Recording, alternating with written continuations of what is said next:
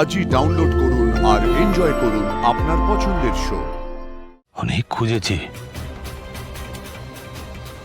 কোথাও পাইনি এখন। ও যদি কিছু হয়ে যায় না স্যার, আমি আপনাকে। সতীনাথ বাবু,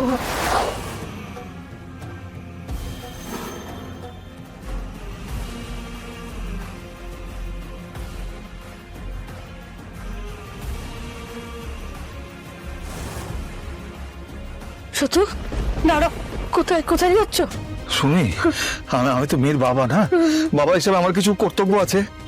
আমি না এখানে চুপচাপ বসে থাকতে পারছি না। শুনি, বুঝতে পারছি, কোথায় যাবে বলো, কোথায় যাবে এখন, কোথায় খুঁজবে ওকে? কিঙ্কর কিন্তু বসে নেই, কোনো খবর পেলেও নিশ্চয়ই এটাই আমাদের দোষ, জানেন তো ম্যাডাম, এটাই দোষ। সবকিছু অন্যের উপর ভরসা করে বসে আছি, অন্যরা যাবে আমাদের মেয়েকে খুঁজে এনে দেবে, আমরা কিচ্ছু করবো না, চুপ করে বসে থাকবো। শোনো শোনো, এরকম করো না, তোমার কিছু একটা হয়ে যাবে, এরকম করো না, আমার ভয় করছে। আচ্ছা সুমি, এখন কি নিজেদেরকে নিয়ে ভাবার সময় আছে আমাদের? মীরা, হ্যাঁ বলুন। ধৈর্যের বাঁধ ভাঙছে, তুমি একবার কিঙ্করকে ফোন করো। আমার ফোন তো আমি দেখছি কি করা যায়। আর্য? না, ওকে ফোন করে কোনো লাভ নেই। না ম্যাম, আর্য এখানে এসেছে।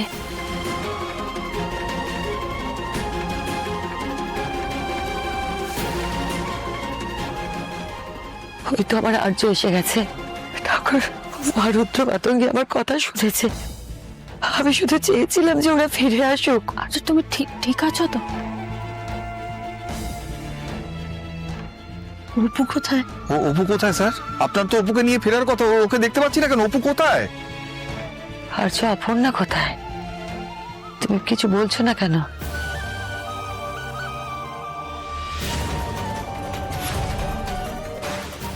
কি বলছো? মুখ খুলে স্পষ্ট করে বলো, আমরা কিছু বুঝতে পারছি না। মনে হয় অপর্ণাকে খুঁজে পাইনি। তাই তাই কি আর্য? অপর্ণাকে তুমি? পাইনি মা, অনেক খুঁজেছি, কোথাও পাইনি এখন।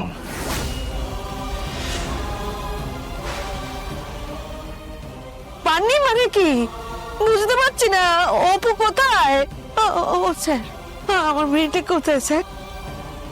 না না, অপু তো এরকম বিপদে আগেও পড়েছে, ও তো ফিরে আসে, আপনি তো নিয়ে আসেন, আপনি যখনই আসেন ওকে সঙ্গে করে তো ফিরিয়ে নিয়ে আসেন। কোথায় আমি নিজেও জানি না, আদৌ কোনো বিপদে পড়েছে কিনা সেটাও নিশ্চিতভাবে বলতে পারছি না। আমরা সবাই তো আপনার বর্ষায় বসে আছি, আপনি এসব কি বলছেন?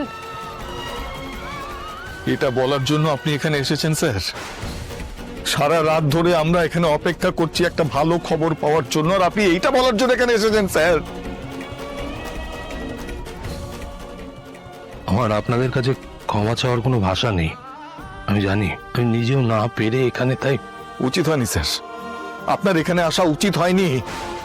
আপনার ওপর খোঁজ নেওয়া উচিত ছিল, ওপরকে নিয়ে আসা উচিত ছিল। সতীনাথ বাবু, আর্য নিজে হসপিটাল থেকে উঠে এসছে, আর হসপিটাল থেকে উঠে প্রথম খোঁজটা অপর্ণারই করেছে, সেটা আপনি ভুলে যাবেন না, একটু বোঝার চেষ্টা করুন। আর কিছু বোঝার মতো অবস্থায় নেই ম্যাডাম, সব ভাবা হয়ে গেছে, সবকিছু ভেবে ফেলেছি। আপনাদের ভালোবাসার উপরে ভরসা রেখেছিলাম স্যার, আমার বিশ্বাস ছিল যে আপনি অপুকে নিয়ে ফিরে আসবেন, আর তার প্রতিদান এই দিলেন। আমার মেয়েটাকে খুঁজেই পেলেন না। না না না, উনি পারবেন। স্যার, আমার অপুকে ফিরিয়ে আনবেন তো আপনি? হ্যাঁ সুমি, সুমি, পারলে কি উনি এভাবে মুখ চুন করে এখানে দাঁড়িয়ে থাকতেন? আমি না অনেকক্ষণ ধরে নিজের মনের সঙ্গে লড়াই করেছি, মনকে বুঝিয়েছি, তোমাকে বুঝিয়েছি, পাড়ার লোকেদেরকে বুঝিয়েছি, কিন্তু আমি এখন বুঝতে পারছি আপনার পাল্লায় পড়ে আমার মেয়েটা সর্বনাশ হয়ে গেল। না না, তুমি এরকম করে বলো না, এরকম করে কেন বলছো? আমি এখন ওনাকে ভরসা করি। আমি করি না, আমি ভরসা করি না। ভরসা করে না একজন অপদার্থ বাবার মতো এতক্ষণ চুপ করে বসেছিলাম। অনেক আগে আমার মেয়েটাকে খুঁজতে যাওয়া উচিত ছিল। বিশ্বাস করুন, আমি তন্ন তন্ন করে সব জায়গায় খুঁজেছি। আমি আপনার কোনো কথা শুনতে চাই না, চলে যান। আপনাকে আমার সহ্য হচ্ছে না, চলে যান এখান থেকে। বাবু কি করছেন? বেরোন। চলে যাও, শ্বাসকে রাখবেন একদম। বেরিয়ে যান। কিছু বলুন। বেরিয়ে যান। আপনাকে আমি দেখতে পাচ্ছি না, সহ্য করতে পারছি না, বেরিয়ে যান আপনি। আপনি এটা কি করছেন? কিছু বলুন, আপনি কেন দাঁড়িয়ে আছেন? কিছু করুন। আপনি জানেন আমার মেয়ে আমার কাছে কি, আপনি খুব ভালো করে জানেন। তারপরে আপনি এই মুখ নিয়ে আমার সামনে দাঁড়ান কি করে এসে? ভুল হয়েছিল আমার স্যার, আমারই ভুল। আপনার সাথে অপর সম্পর্কটা মেনে নেওয়া আমার মস্ত বড় ভুল ছিল স্যার। আপনি দায়িত্ব নিয়ে বারবার মেয়েটাকে বিপদের মুখে ফেলেছেন। ও যদি কিছু হয়ে যায় না স্যার, আমি আপনাকে। সতীনাথ বাবু, আপনি আমার ছেলেকে দোষ দিচ্ছেন সতীনাথ বাবু। ও কিন্তু ওর সবটুকু দিয়ে আপনার মেয়েকে ভালোবেসেছিল। আমি আপনার কাছে হাত জোড় করছি, আপনি একটু শান্ত হন। শান্ত হব? হ্যাঁ, শান্ত হব ম্যাডাম? আপনার ছেলে এতক্ষণ তো ছিলই না, আপনি চুপ করে বসেছিলেন। আর এখন আপনার ছেলে ফিরে এসেছে, আর এখন আমাকে বোঝাচ্ছেন আপনি। সতীনাথ বাবু, আপনি টেনশনে আছে, বুঝতে পারছি, সবটা বুঝতে পারছি, কিন্তু আপনি যেটা করছেন অন্যায় করছেন, একটু বোঝার চেষ্টা করুন। আপনি চুপ করুন মীরা ম্যাডাম, অন্যের কথা আপনি বলবেন না। আমি জানি আমি ভুল করেছি, কিন্তু আপনি চুপ করুন। তাই বলে অন্য কেউ ভুল করলে আমি চুপ থাকতে পারবো না। আমি এত কথা শুনতে চাই না ম্যাডাম, শুনতে চাই। এই লোকটা এখনো দাঁড়িয়ে আছে, কেন? বেরিয়ে যেতে বললাম তো, যা বেরিয়ে যান। সতীনাথ বাবু, আপনি মাথা ঠান্ডা করুন। একটা কথা ভাবুন তো, আপনার মেয়ের সাথে কিন্তু আর্যর বিয়ে ঠিক হয়ে গেছে। আর্যর সাথে বিয়ের কার্ডও ছেপে গেছে, আর তাকেই আপনি বাড়ি থেকে বের করে দিচ্ছেন ঘাট ধাক্কা দিয়ে। কেন? বিয়ে? কার বিয়ে মীরা ম্যাডাম? কার বিয়ে? যার বিয়ে তার তো কোনো খোঁজই নেই, কেউ জানে না সে কোথায়। আর যে বলেছিল, দায়িত্ব নিয়ে বলেছিল যে ওকে ওর কোনো বিপদ হতে দেবে না, ওর গায়ে কোনো আঁচ লাগতে দেবে না, সেখানে মুখ বুজে দাঁড়িয়ে আছে। জোর দিয়ে বলতেও পারছে না যে অপুকে ফিরিয়ে নিয়ে আসবে।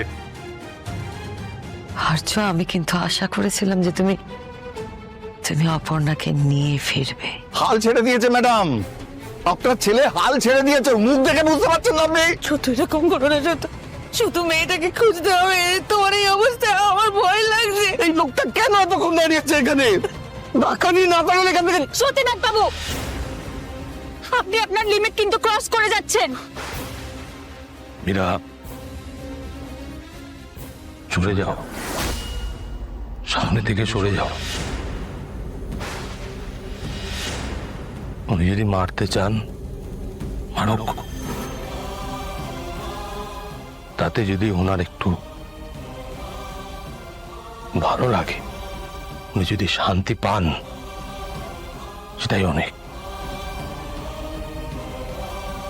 সত্যনাথ বাবু, আপনি যদি মারতে চান আমাকে, আপনি মারতে পারেন। আমি বুঝতে পারছি আপনার মনের অবস্থা।